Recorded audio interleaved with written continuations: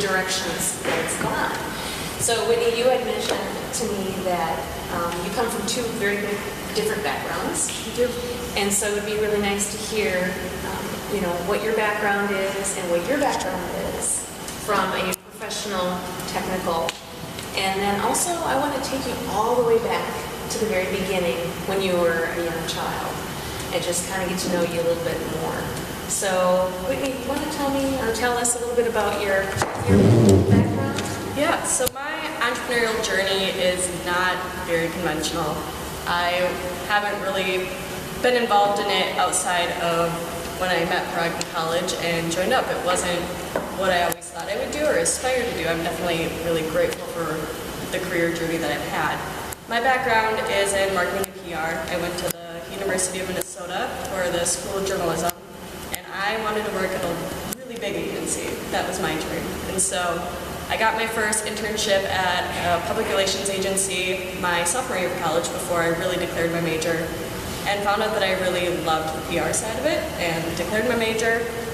Joined a lot of organizations when I was in college, met Parag my junior year of college, I think it was.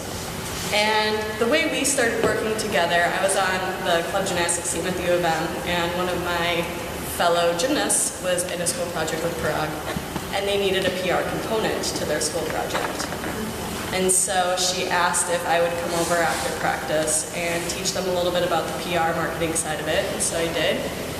Parag, being the person he is, which you'll find out soon, launched that company to actually be a thing rather than just a school project, and we continued to work together on the side of it.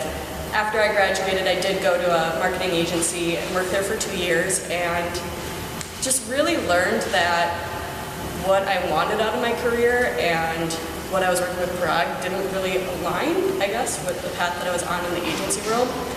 I got kind of burnt out. I felt like I pride myself as being a hard worker, and I felt like I was putting a lot of energy into it without having a lot of stake in it, not a lot of say. And I realized when I was working with projects with Parag that I was really enjoying that more. I got more pride out of that.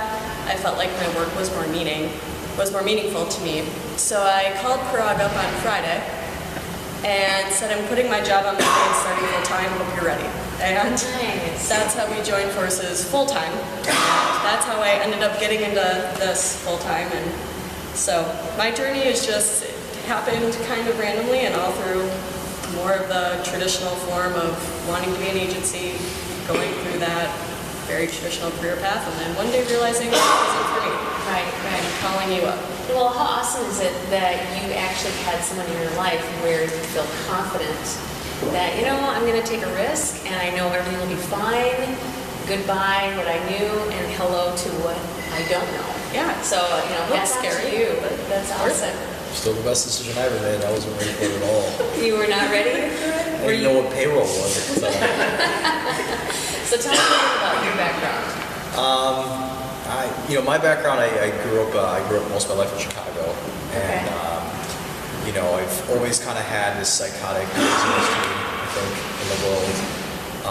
I started falling in love with technology. My mom was a pediatrician, and my first job at the age of 12, before they cared about how old you were, it was like $2 an hour, and I was happy about that. It was like filing paperwork at our practice, and it was that day I was like, you know what, software is going to solve all these problems. I don't ever want to do this ever again in my life. So I just fell in love with technology. I've always wanted to start my own business. I've always wanted to innovate and create. I started my first real company when I was in high school. I had the luxury of being able to sell it before I graduated high school, and then went to the University of Minnesota. So that's why I ended up in Minnesota. So what was the name of the company? It was a really dumb name. Whitney was not on my team at the time. I didn't have any marketing skills. It was called Shaw Inks, and my last name is Shaw. And that was absolutely no creativity. Yeah, so I wholesaled ink cartridges to small businesses. So I'd essentially buy the same product as Office Max would, at the same probably cost as Office Max.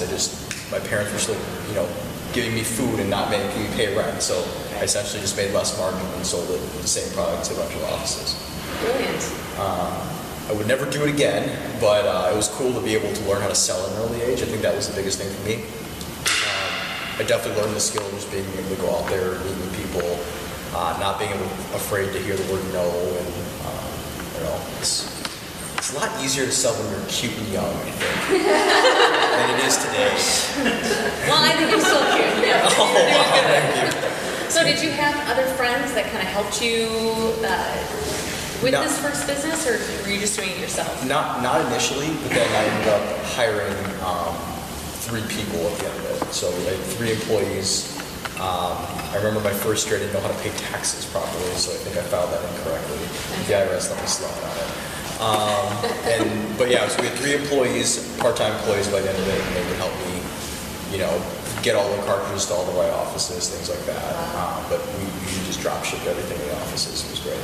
That's awesome. And so then you ended up selling that company. Yep. And then you said you went off to college. I went to the University of Minnesota. I thought I needed a business degree. Okay. You thought. The word thought is heavily involved in that. I ended up graduating with a business degree, but I don't know what I learned exactly. The entire time I was focused on entrepreneurship. That's where Whitney and I met. I started a company called Lunchbox while I was in school. It was a technology platform for the restaurant industry. So we were one of the first to bring online mobile ordering to the world back in 2008. And then we transitioned to become a content management system for menus. So simple example is you get PDFs downloaded on your phone from menus. We wanted to replace that with a more mobile and web-centric platform where restaurants could update their menu at any time. Consumers could view that in any type of device that they're looking at it at. So get rid of those PDFs that you have to download and zoom in and are annoying for you. So. And then what? Did you sell that? Yep, so we ended up licensing that actually to a couple different companies. And then, yes, we ended up licensing that software. I had 4 other business partners at the time. And then I ended up buying all of them out of the business. And then started BookBottles, which is now Vēmos, in tandem with another company called Foodsby. Okay, that sounds familiar. Yeah, so I think it's in this building actually. I saw the card. Yeah. So, so that's how I got into the hospitality world. Okay. And so, once you bought your partners out, then you started the BookBottles. Mm-hmm. And then, what made you change your mind with the name of the company that it is today? It was a longer journey. Yeah, it was a long journey. Early on, we were focused on bottle service. Okay. We're no longer, that's not really our focus anymore, so that was the reason for the name change. Right, Yeah. when we started, first it was consumer, and we realized that beyond Minneapolis, it wasn't a popular idea for consumers to just be able to book tables at nightclubs like you would at a restaurant.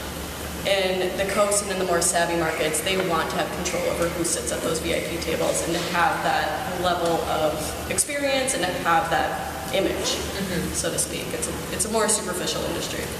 And so when it was consumer, it worked well here. We brought it out to the coast. It did not work. And we realized while interviewing you don't accept the word no. So rather than just being turned down and being deflated, you asked, well, if you really care about who sits at those tables, how do you know who your customers are? How do you know who is a true VIP? How do you know if this person that just randomly walked up that you've never seen is about to drop a bunch of money and could be a VIP, but you've just never seen them? Mm-hmm. And what we discovered was that they had no idea. Everything was pen and paper. There were scans of people's profiles, quote unquote, of driver's license and notes, handwritten notes, sitting in binders in the back room that no one would ever look at. So we realized that the true opportunity was in a CRM system and an analytics system for these people to really understand who their customers are and who their business is. So when we switched to a B2B platform, we started with just the reservation management component. And BookBottles as a name made sense because we were helping them manage their table reservations as a whole. And that was in 2013. We changed to Vēmos in 2016, about exactly a year ago. And that transition was because we realized we've added so much more value beyond just reservations. We realized they have general admissions, they have events and ticketing, they have guest lists, they have all these other points of entries beyond just the VIP guests that they should be knowing who all of their customers are. And they need to know how their business as a whole is running. And so we expanded beyond just reservation management, but our name limited us to be in the market of just a reservation management system. So that's when we decided that we needed to rebrand and we needed to be able to expand our market with our brand image. And did you see an uptick because of the change in brand and changing a little bit your vision, what you originated with? We saw the conversations being a lot easier of what we were all about. I wouldn't say there was a direct correlation of an uptick, but we were able to reach out to the event-based customers a lot easier and set up meetings. And I know Prague handles a lot of the meeting side of it and a lot of the customer journey that you can probably speak better. Yeah, I mean, we were sort of bottlenecking nightclubs with that name, BookBottles, so we weren't able to approach festivals or larger events or concerts or anything like that. It was just nightclubs. So yeah, definitely an uptick in the sense that we were able to expand our target market quite a bit with the name change. Oh, that's really cool. So let's kind of go back to when you were a young child, okay? So when you were young as in, it could have been 5, 6, whatever it may be, was there an individual person or people that really influenced you, mentored you, inspired you to become who you are today? Yeah, well, it's a loaded question. It could be a teacher, it could be a grandmother, it could be a neighbor. I think there's a lot of people. I mean, I don't know if I could just name one, but I'll answer your question and not skip around it. For me, it was, people always like laugh at me when I say this, and I don't mean to come off as like modest, because like that's what everyone's response is. My parents and my brother, I have an older brother that's about 1.5 years, 2 years older than me, are literally geniuses. And I mean that in like every sense of the word. And I did not get any of that genes sent to me as the last child, the second child. So I think there was like a level of survival for me where I like knew I wasn't going to be as intelligent or smart as book smart. Coming from an Indian family, like all you can do is become a doctor and engineer. I think there was like a level of survival, so I've always been extremely competitive and always wanted to find other ways to succeed in the world outside of just being, book smart, because I wasn't at all. For me, like outside of like, I would say like my parents and the way they've kind of come to this country and stuff like that, actually an athlete named Walter Payton is one of my biggest sort of mentors or people I look up to in the world. Not because of who he was on the football field, but because of just like the way he thought and like this mindset of, like never ever quitting, never ever giving up, and just kind of having that mentality. So I've always sort of embodied that my entire life, and in every which way. And to this day, I think my mom is scared every time I play a sport because I think my mentality was as a 6'11" African American man when I was 5'10" and some change. A skinny Indian guy growing up, so I just had that kind of mentality of I could beat anybody in anything all the time. Okay. Now I understand why you say you can't say no, because you're going to figure out a way. You're going to pivot, and I think that's really an important trait for an entrepreneur is to not give up. I mean, you said a couple things that I think are so important for people that are starting businesses or networking with other people or starting a new product is you don't give up. There is no B, it's just A. And just pivot or adjust or ask questions and listen. So I think it's great to hear you say that. So Whitney, tell me a little bit about when you were young. You were probably just a doll. So, tell me a little bit about who inspired you when you were younger? Who made you think you needed to go down this path or that path? Or who did you look up to? Yeah. And why? I also had an older brother who was 2 years older, and I just wanted to be him. He was good at everything he ever did. Amazing at music, amazing at sports, super smart, but never fully applied himself in the classroom. And I always had to work a little bit harder to be good at what I was good at. And I was super book smart, opposite of you, just very studious, little perfectionist student, always super involved. Like 5th grade, I was a peer mediator, a part of the student council, the crossing guard captain. Went to that crossing guard captain's camp, that was terrible. And was on the gymnastics team, and There's a crossing guard. you had to go to camp to be a captain of the crossing guard. It was a terrible camp. Like, I have terrible memories of this camp, but yeah. and it was very studious. You had to learn how to put that flag out. I don't know, it was a little silly, but everybody had to go to it. So I've always tried to be really involved in things, and always, looking back, took a lot more leadership roles than I feel like I should have. I was the DARE graduation speaker in 5th grade, and became the captain of the gymnastics team in 8th grade, and continued to be the captain of our team throughout high school. So I always took the very studious, hardworking path, and my mom is also very, very inspiring to me. She's the hardest working person I know. She was the 2nd generation of immigrants to the States. Her dad was from Latvia, her mom was from Germany, and they came over here during the war, and it's very traditional family upbringing.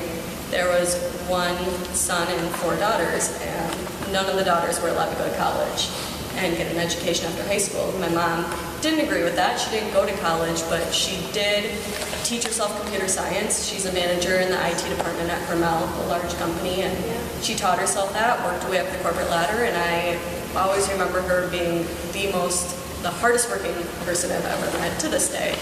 And that was always super inspiring to me. I mean, she never missed a beat with us as kids, but still managed to teach herself computer science of all things as a middle-aged woman in that lifetime, and teaching her that and growing up, that always really inspired me to never stop trying to pursue your dreams no matter what. Always overcome adversity however you can. And she wasn't allowed to. She really wanted to be in college. She really wanted to make a career. She found a way to do that. And hard work always pays off, and I've learned that since a young kid. So what did they say did they influence you? I don't know if it would necessarily, but when you told them that you're going to no longer be in this corporate world that I've been working really hard at. That was an interesting conversation. Okay, tell us a little bit about my dad is super laid back, the most laid back person. He's very groovy, as I like to say. And I inherited none of that grooviness. I wish I had a little bit of it, but I am not that laid back. So when my dad was all about it, super excited. My mom was very excited about it, and obviously much more inquisitive, a little bit frightened of, are you really making the right move? I had been promoted 4 or 5 times in the 2 years that I was at the agency. Why would you step aside from a corporate job that you're growing in so rapidly to work for a startup and have no security? And I think she very much understood and has always understood the passion behind why I do what I do, and she's always appreciated that. And so I think she saw that level of passion and knew that I was going to burn out at an agency at some point regardless. Okay. And going down this route, I'm going to put the work behind it. We're going to continue to work, and she's always been really proud of that. I have a really close family friend that I've known since I was 5. Their whole family I've been super close with since the age of 5, and they're a very entrepreneurial family.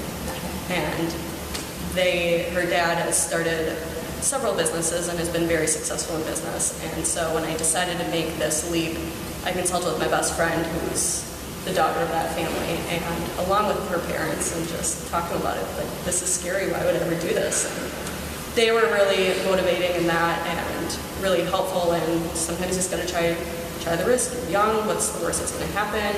There's a lot of value that can be gained out of following your passion. You're gonna learn more than you ever would climbing the corporate ladder, and you can always get back into corporate if anything were to happen. Right. So they were also really influential in my entrepreneurial journey as well. Well, it sounds like your mother was. I mean, she alone was an entrepreneur.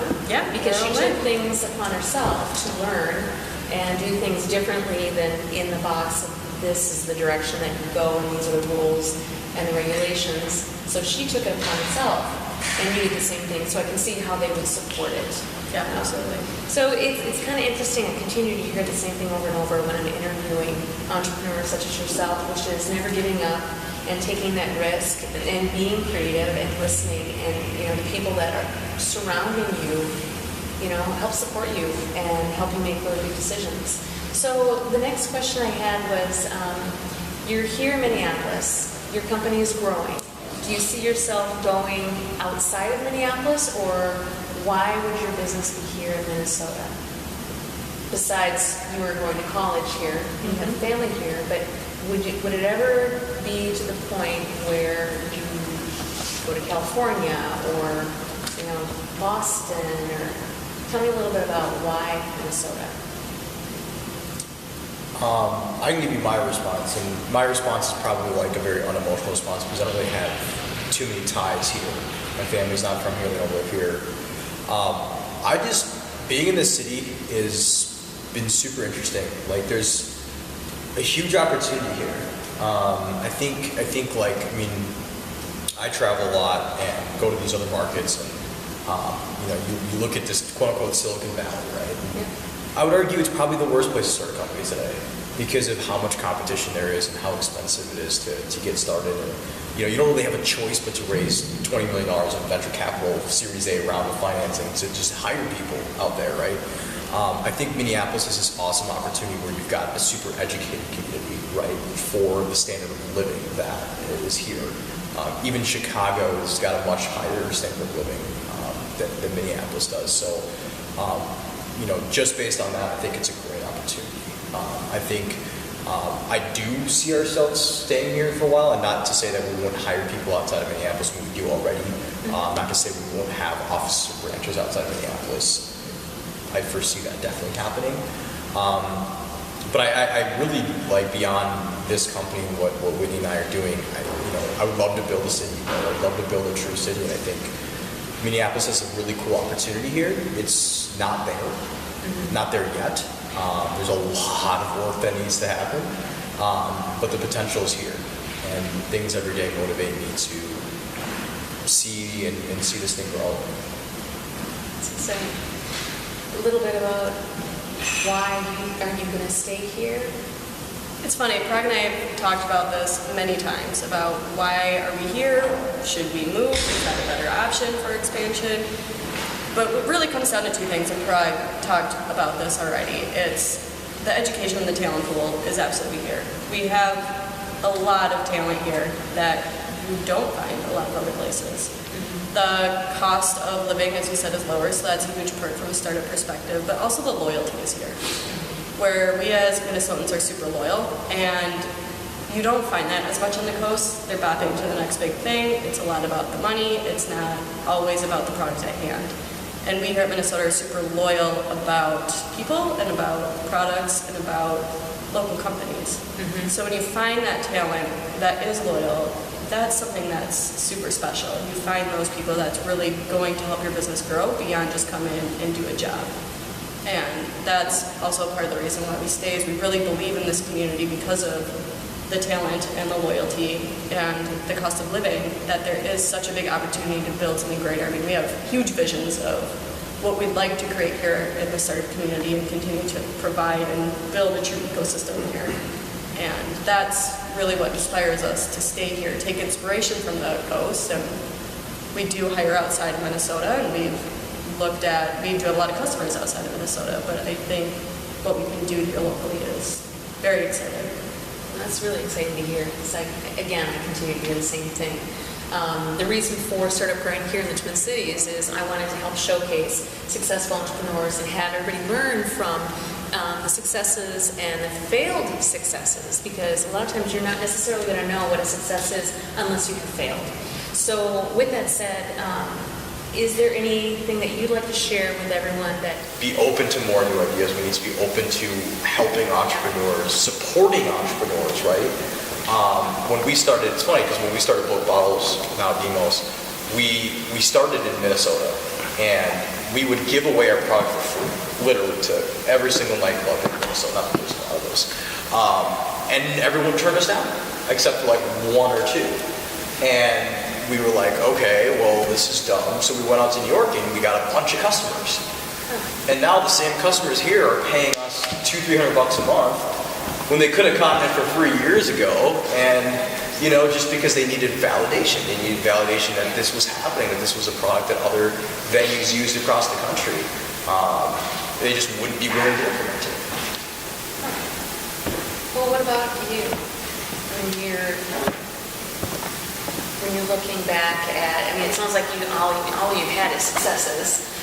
No, but what about, were there any failures as you're looking back? Because obviously you taking the leap to work. Yeah. Prague was a success. Was there anything that maybe you look upon as a failure, but you did learn from it? I mean, there's always failures along the way, and even in our journey with Vēmos, Parag and I have been through hell and back together. We've sat at the conference table and had a beer and literally very seriously talked about closing our door that next day.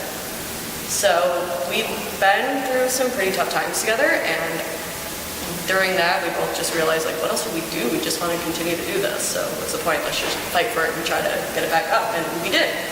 So there's always fear. There's big failure like that of just really not knowing if you're going to be in business the next day. And there's failures of smaller projects. I mean, there's marketing campaigns that I do all the time that just flop what we put money into. It's like, well, at least we tracked it. We knew why it didn't work. Here's what we should do next time.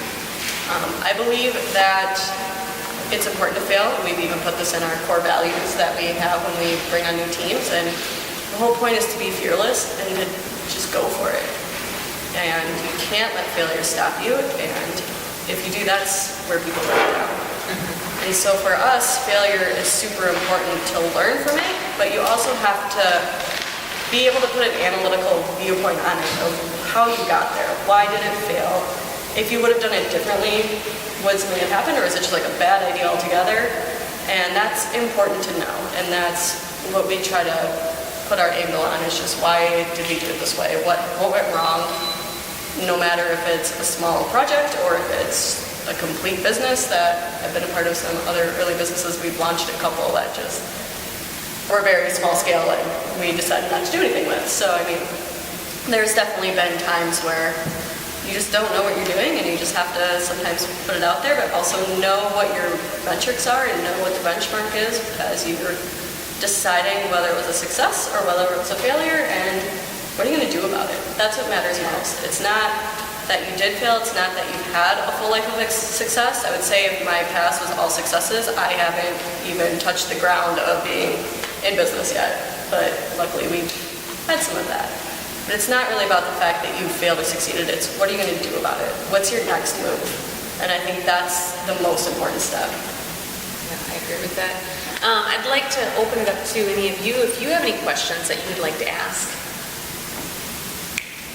Don't be shy. Yes, Heidi? So you were talking about, which first of all, can't agree with you more about the Minnesota mentality of needing to validate first, which I find We're very frustrating. We're afraid of risk. Yeah.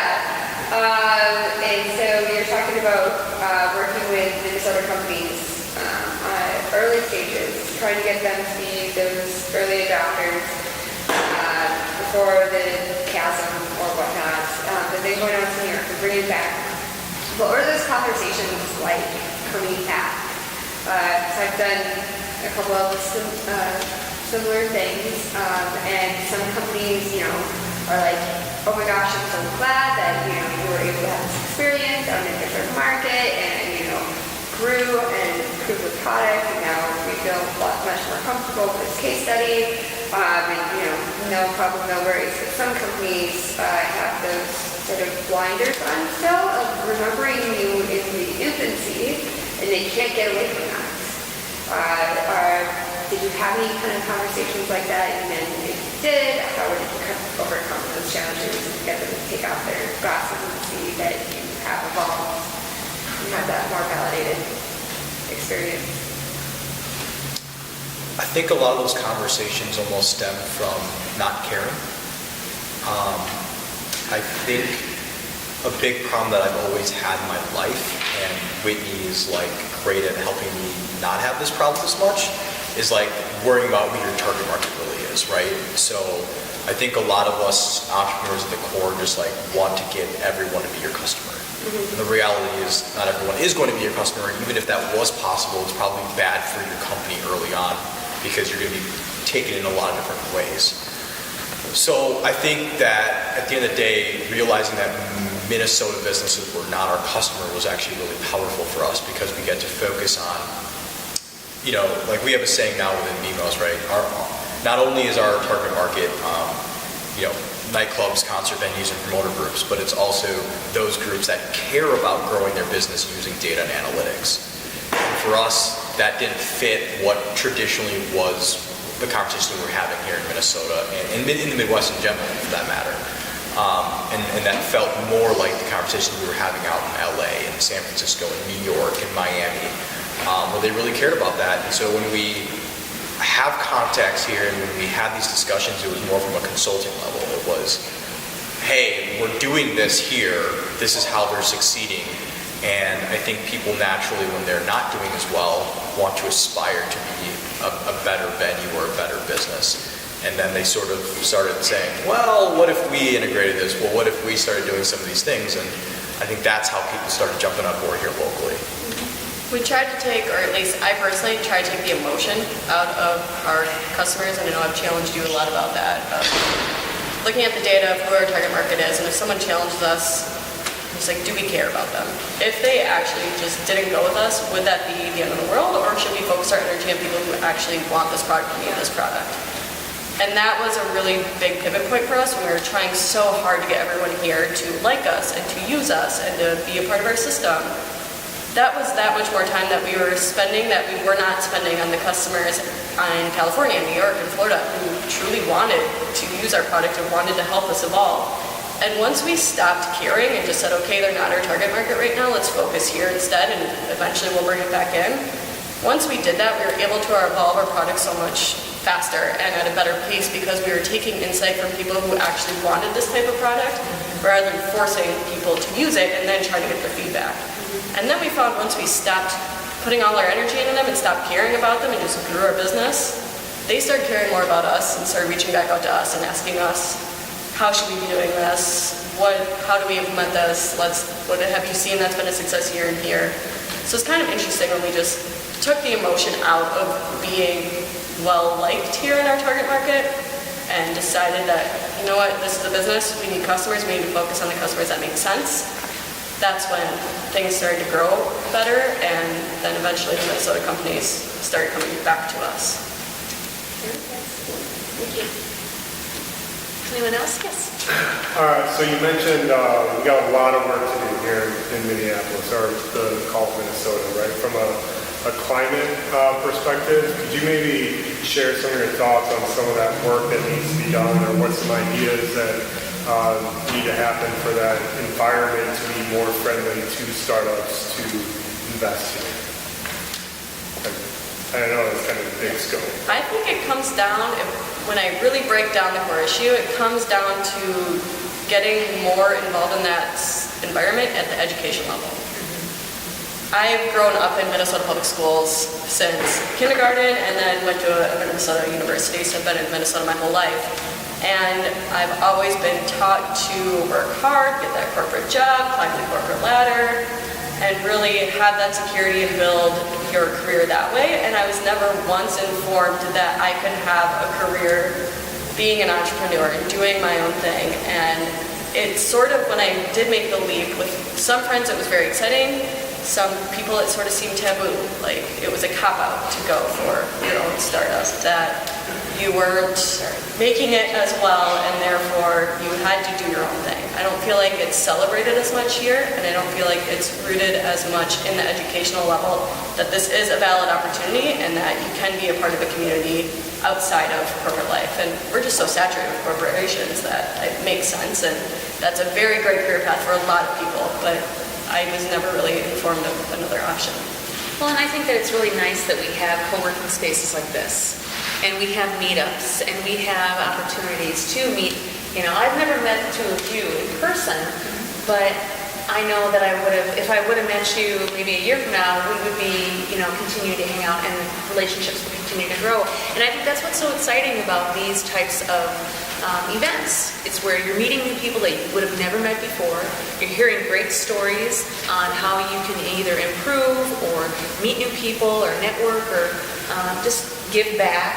I mean, whatever it may be, I think it's really a good idea to continue to help and support like what you guys are doing and the visions that you have. So with that said, what are your visions? Where do you see this going? Because I know you think big and you've constantly been creating new companies, but what is the end all? There is no such thing as end all. What's the big picture? And what's the next step? I don't know, to be honest. I think for me it's just constant innovation. Like, what drives me is just simply changing the world and changing the future in what I think is, in my eyes, the benefit of the world. For us in Vēmos, it's all good. No worries. Sounded interesting. He said it. For us in Vēmos, our goal is to expand beyond, nightlife and something like, we've had conversations with stadiums. We've met with, analytics team at US Bank Stadium, right? We really want to deliver something that's so powerful that helps all hospitality, right? Understand their customer at a deeper level. And that's really our future vision, right, with Vēmos. And in order to do that, we need to encompass all these different areas of the business. There's so many moving parts. Simply a restaurant, there's even so many moving parts. There's so many different data points that happen that don't talk to each other, that don't connect. I always give the example, like I probably go to my favorite restaurant, 10 times a year, and I get a different server every time, and you get a different experience every time, right? They don't know who I am coming back. When I go to Amazon, they know who I am. They recommend all these same products. They do a great job of catering to my needs, and even though I know it's a robot in the background, it still makes me feel very personal, right? It's why I keep going back there, why I keep shopping there. But we as consumers love the physical, right? We love we want to feel special. We want to feel like we matter in the world. But if you go, down the street and you go to a restaurant and they don't know who you are and they ask you the same questions, then do you really feel like you matter? Right. So we want to solve that in a gigantic capacity. I feel like we're either going to beat out Ticketmaster at some point, right, and be that platform, or we're going to So eventually June exit. 19th, you said that you're going to beat out Ticketmaster. Or they're going to buy us. One of the two is going to happen, right? So it is on video. Yeah. That's great. Hopefully they're CEO. I think it's important to make bold statements like that Yeah. sometimes, because there are people that are listening. And I'm one of those people that I don't believe that the talent isn't being recognized. The entrepreneurs aren't being recognized. I think that we are starting to rise above, and we are starting to connect and network more and communicate and have a voice. And so I think, once again, events like this, it's great to hear your voice, because your voice is going to be reaching other people that do want to leave their job, and they do know of a friend who they trust and know that there's a good idea, you're going to solve a problem, and you want to help people improve their experience. So I think that's really exciting. So do you guys have any questions that if you were to meet somebody, whoever that may be, someone that you look up to, you would want to ask them a question? What would that question be? I know it's kind of, but if you could meet anybody, who would it be, and what would you ask them? I don't know who it would be, but I would ask them what their scariest point was of being an entrepreneur and how did they overcome it. I think the most inspirational stories to me are the ones where the founder is in the deepest hole and it's make it or break it time, and they somehow figure out how to rise above and create amazing companies. That's what I feel like a lot of entrepreneurs about, is how do you rise above that? What is that lowest moment that you've ever had? And how did you get above it? And how did you know that that was the way to go? That's a good question. What do you? I think for me, the question I struggle with every day is, how do you know when you're right? Well, I think it helps that you have a partner in crime, because you're able to bounce ideas off and then receive feedback. And so, how many companies have you guys started together? All together, like 6, 7? Yeah, I was going 5, maybe 6. Yeah. Did you ever get to a point where you're like, you know what, I'm done. This is not working. I've had enough. Yeah. A few times. For sure. So I want to be respectful for people's time. Yes, one more question. Absolutely. We've heard all of this wonderful stuff going on, but I'm sure there's like one more thing that you would really love to have help you like help with? That is a great question. I'm going to answer that maybe a little bit different than you want. I think, and this is kind of going off of this gentleman's question too, what I want and what I need help with, and I think this community helps with, is people being honest and real about themselves. What I find when I travel to other successful entrepreneurial markets is people are loyal to their company and people love their company. And I mean this in the most sincere way. I've never met a community where there's so many CEOs on their LinkedIn profile, but then also work at Target and General Mills and XYZ company.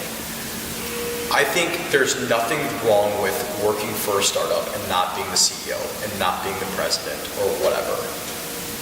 My entire life, I thought growing up that I needed to be the CEO, and I'm not today. Whitney is, okay? I thought that I needed to be a certain role, and I didn't. And it was the most refreshing thing in the world to step away and give it to someone who is way smarter than me, who's way better than me, who can run an organization like no one else can. Know what you're really, really good at and help other companies. Be an advocate. Be willing to test new products. Be willing to not be the CEO or president and be an early employee of a new company that you're really passionate about. That's the hardest thing. I mean, recruiting, I think, for any company in the world is very difficult, but let alone in a place where people don't look at small businesses as the route to go when you've got the Targets and the General Mills and the Ecolabs of the world that are down the street. I think that's where we see the most hindrances is going out there and recruiting good quality people that are motivated and excited and aren't just looking for your typical 9-to-5 job and a base salary that ends up going up every 2% every year. We want people to thrive and we want people that want to build something beyond themselves. I think that's, for me, is the biggest help. I would agree with that. And I think the best organizations that I'm a part of are smaller knit communities where you feel like you know everyone, which I think we have here. We truly talk to one another about problems. I feel like sometimes in these meetups we talk about our successes or over glamorize how well things are going, and you feel like naturally you have to go that route, me included. But the ones that I learn the most of and I feel like I've grown the most of and can take back to our business and I come back to really excited about something that I've learned, it's when we get really real about what's not working. Right. And we deliberately ask that question to each other. Your business seems to be going well, but what's not working? And then that's when we're actually able to help each other rather than pat each other on the back for doing really good work. Well, it was interesting because I actually was talking to someone, I don't want to mention it, in regards to talking about the failures and discussing being real and how Minneapolis doesn't necessarily talk about the negative things, but they promote the positive things. So it's interesting to hear you guys mention that. So I think it's spot on, definitely. I think people listen more when there's someone needs help or if there's a failure, how can you learn from it?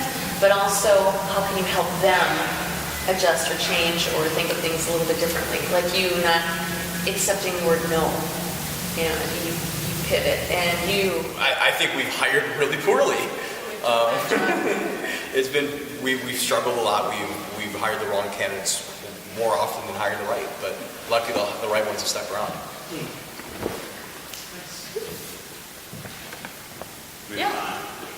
So in one of your answers, you mentioned Ticketmaster and Amazon, so two companies that are on opposite ends of the spectrum in terms of customer experience, Ticketmaster being the worst corporation that exists. Yep.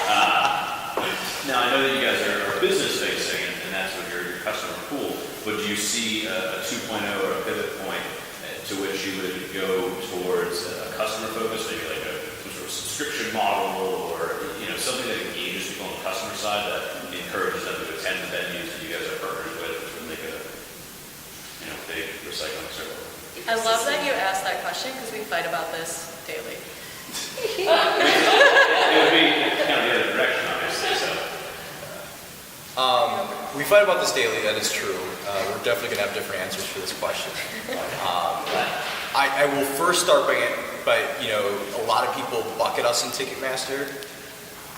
the big core of what we're doing isn't even the ticketing side of it. Like ticketing, I tell everyone, is like building a WordPress site. Like anyone and their mom can create a ticketing site. It's super easy to do with any type of skill that you have. Our goal is always to understand the customer from every type of entry and every type of opportunity. So like, you know, if you enter a restaurant, I only want to know that you purchased this meal, what drinks did you buy beforehand, how long were you inside, what was your experience like, things like that, demographic information. So we definitely want to go way beyond just the registration piece of it. And so Ticketmaster, the Eventbrite's of the world, places like that, they're just focused on the registration piece of it.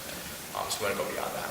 In terms of consumer, I don't know if we ever want to drive traffic to our customers, because I think that there's this fallacy out there that like they need that, right? Like I think out of all the things one of the big things from a very business, like not an entrepreneurship level in hospitality that I've learned is people that don't provide good experiences will go out of business. It's like really simple. No matter how much marketing dollars they have, no matter how much effort they put into it, like they're eventually just going to go out of business.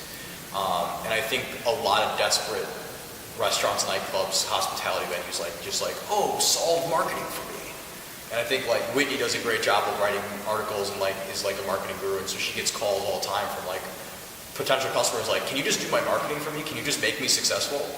And it's like literally that's how they like respond, right? And so I don't know if we ever want to be in a position where we're necessarily like driving traffic, but I think for them it's understanding their customer better. It's helping them, if they are doing different things on the marketing side, understanding what's working and what's not working. And I think that's a way bigger opportunity than, you know, and I always kind of reference Google Analytics. We're kind of like Google Analytics for the physical world. Google Analytics doesn't help you put Google ads out necessarily or what type of content to put, but they'll help you analyze all the different stuff that you're doing out there, right? So hopefully you're using that to make better decisions in the future. And that's what we want to do with our customers. Maybe we'll have a consumer facing side at one point. Maybe we won't, I don't know. I personally kind of want one, but we have bad different views on that. Yeah, go ahead. Well, this one industry I don't understand, and I wish they had your product, so why don't you sell it to the airline industry? Why don't they call me when I buy a ticket? And why can't they? Right? Why can't they treat me like a human being, you know? And I got bumped out of, was going to the Bahamas when Matthew hit, and I've never seen, there's some of us going, never seen such a disaster in my life, and it's just such a big hole. So how about that? I think that's a big industry to crack. It goes back to like, They need to be cracked. they do. And I think it all goes back to why I don't want a consumer side, especially today. I think we just need to focus. And we spent several years wanting everyone to be our customer that we never actually got good customers. And now our whole purpose is to provide these nightclubs and events and promoter groups the tools that they need to grow their business. That's our whole purpose. And if we start developing a consumer-facing site, a consumer-facing product, that's a completely different business. We need to recruit those customers. Now we're dividing our time, and I get that there's an inherent view, and maybe long-term that's a thing. But I think right now we need to focus on the industry that we're serving, and we need to focus on providing them a really good experience and providing our purpose. And he's nodding his head. I agree with that. I do. The airline industry needs some help. That's why she makes the decision that I make. Could you elaborate a little bit more on sort of your career grind? How did you go from presumably more customers to one, and then 2, 3, 4? Can you talk to us a little bit about that? A lot of hustle, and the skill set that I think Prague and I, if you haven't gathered, have completely different skill sets, and we acknowledged that early and divided and conquered this business, which worked out really well for us. Prague is amazing at sales. He's one of the best salespeople you'll ever meet, and I am terrible at sales. Do not put me in charge of that. And so a lot of it, you can talk about the hustling and the sales side of knocking on doors and going to these venues and talking to them, consulting them. That was one piece, and then my side was how do I help that in tandem through marketing. And this industry where technology, it was was all pen and paper, as I said. Technology is so new, we had to be educating. We had to teach them why they needed this instead of just that they did need it. So we created our blog and provided articles to the 91 Bar magazine, the biggest publication in this industry, and they're all very educational and thought leadership in nature. So my goal as the marketer was to get us seen as experts in the industry, while then his goal in tandem was to be able to convert those accounts to actually be paying customers and that they needed our service. So it was a little bit of tag teaming and still to this day, but you can speak more on the actual hustle. You've gone to so many nightclubs throughout the country. Yeah, no, it was really tough early on, to be honest. I think, especially like Whitney said, this industry didn't know that they needed technology, right? They're sort of this old school mentality. We've been doing this for 30 years. Why change now, right? And I always joke with people, you didn't have an iPhone 30 years from now, but you do now. Something's changed. So I think it's just understanding the customer, right? It's understanding what is really, really important to them, being able to, in seconds, right, get that from them and then regurgitate why your product is going to solve that problem for them. I think going to enough people and having those conversations and making promises that probably are hard to fulfill, but you need to do early on to get that early customer was super important to where we are today. It's been cool. The ride has been cool. I think the ride has been even cooler for some of our early customers. Like I look at some of our really early customers that have been with us since the beginning of time, right?